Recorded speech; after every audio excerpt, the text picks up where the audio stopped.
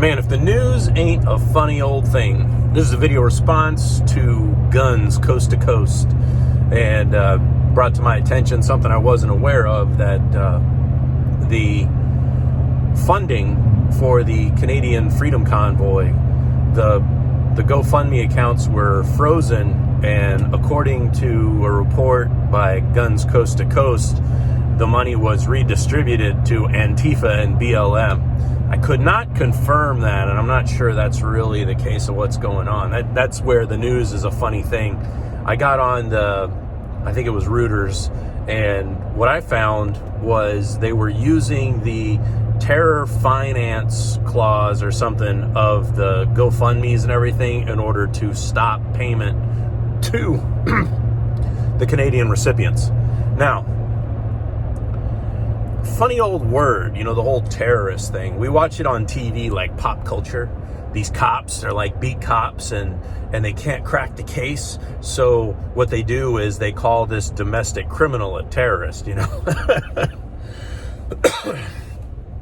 And then thus they're able to have all these freedoms, like, I can now detain you indefinitely. That's where that National Defense Authorization thing was so critical. The thing that Obama, and the thing that gets renewed every year, where an American citizen can now be detained indefinitely just because of a certain label of criteria meets terrorist. When I think of terrorists, I don't exactly think of a Canadian trucker, stopping in the middle of the road.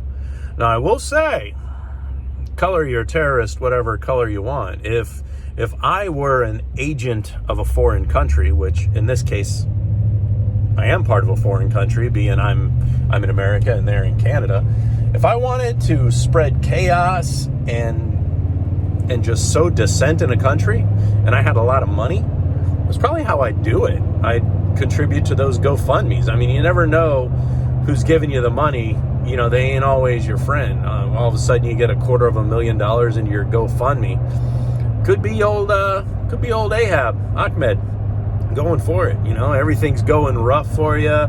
You don't know what your little group's gonna do, and all of a sudden a crate of AKs from the Chinese show up, and we're talking the good ones. You're like, oh, this is great. No, man, it ain't great. So I don't know what's to come of it. I think we got to be careful on both sides. How you like that? I think the so-called standing authorities need to be good and careful, like when something is being enforced under some sort of a terrorism or wartime agreement is one thing. I think there needs to be a good continuity of proof.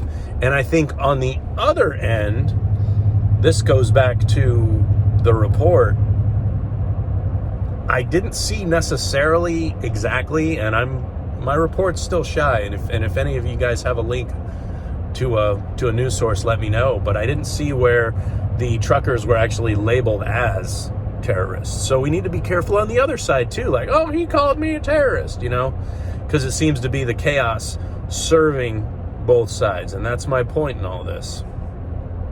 Because there's a third element, a third influence that we have to really be careful of, that just want to see the whole thing burn. Just be careful. Good looking out. Video responses, comments, always welcome. Catch you on the next video.